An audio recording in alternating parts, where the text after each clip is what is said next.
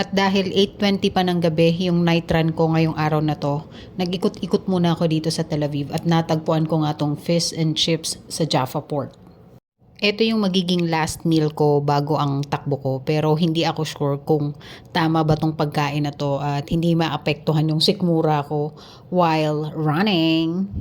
First time kong umorder dito at first time ko din ikutin tong area na to dito sa Jaffa, at natuwa naman ako dahil nakaka-relax yung lugar dahil bukod sa may mga kainan, nasa tabi siya ng dagat. Magugas tayo ng kamay. May CR sa kamay tubig. Galing. Yay! Where can I open this? Bakod sa enter. But like, there, here. I'll open it first. Ito yung drinks ko.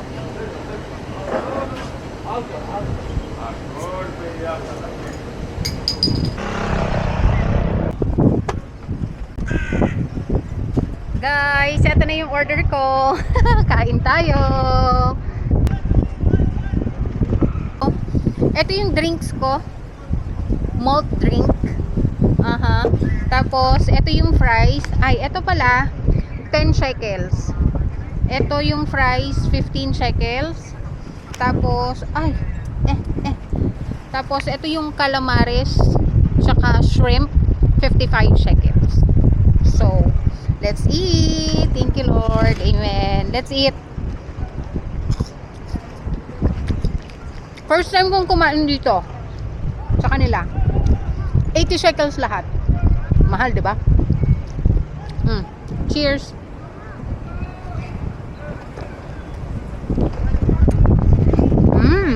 Matabang.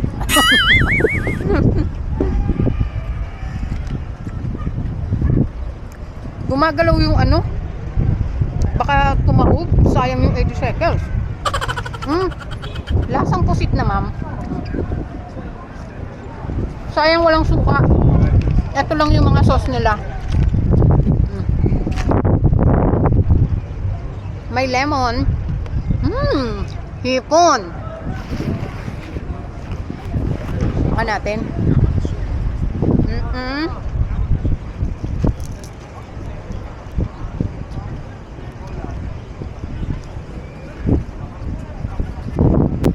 Masarap na, ma'am. Ngayon lang ako umorder ng ganitong pagkain dito sa Israel. Seafood. First time ko to.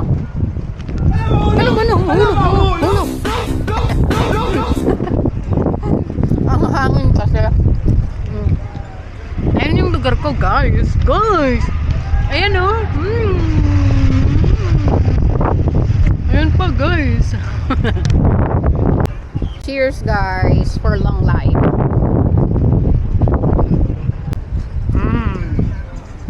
Gusto ko to. Lasing na ako, lasing. Joke lang.